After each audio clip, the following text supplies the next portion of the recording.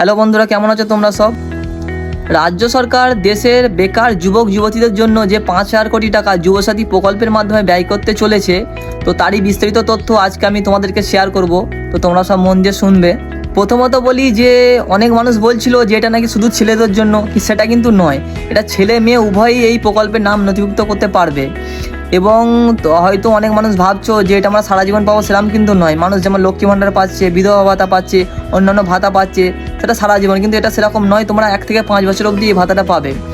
এবং এটার অনেক বিভিন্ন ক্রাইটেরিয়া আছে এবং অনেক নিয়ম আছে যেগুলো তোমাদের জানা দরকার। অনেক মানুষ বলছিল আমি লক্ষ্মী ভাণ্ডার পাই, আমি বিধবা ভাতা পাই, আমি কৃষক বন্ধু পাই, আমি কি আবেদন করতে পারবো? আমি কোনো বেসরকারি সংস্থায় কাজ করি, আমি ছোটোখাটো ব্যবসা করি, আমি টোটো চালাই। তো নানা রকম মতভেদ আছে এই ব্যাপারটা নিয়ে।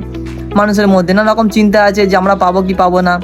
তো তোমাদের প্রথমত বলবো যে কারা কারা আবেদন করতে পারবে এবং কারা কারা পারবে না। তোমরা মন দিয়ে শুনবে। কারা কারা আবেদন করতে পারবে? আবেদনকারীকে পশ্চিমবঙ্গের বাসিন্দা হতে হবে, অবশ্যই পশ্চিমবঙ্গের বাসিন্দা হতে হবে। পশ্চিমবঙ্গের বাইরে হলে কিন্তু হবে না। এবং তার বয়স 21 থেকে 40-এর মধ্যে হতে হবে। বয়স 21 থেকে 40-এর মধ্যে হতে হবে।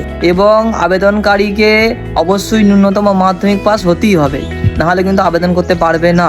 এবং তোমাদের বলি কারা কারা আবেদন করতে পারবে না।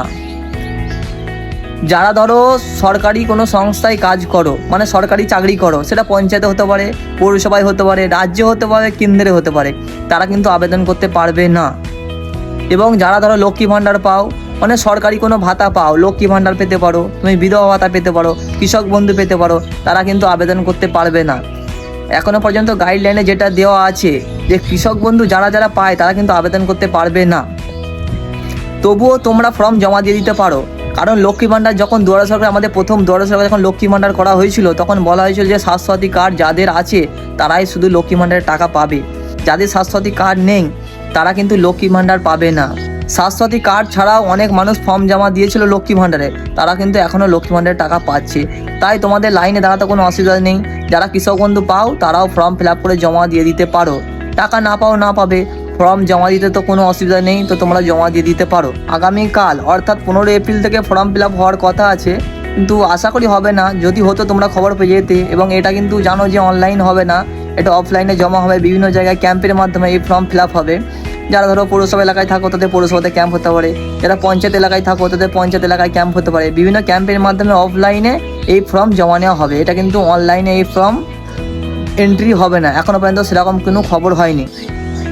তো এর বাইরেও কারো যদি কোনো প্রশ্ন থাকে, তারও কোনো যদি জিজ্ঞাসা করার কিছু থাকে, তো কমেন্ট বক্সে জানাবে অবশ্যই। বিস্তারিত তথ্য আরও আমি শেয়ার করব।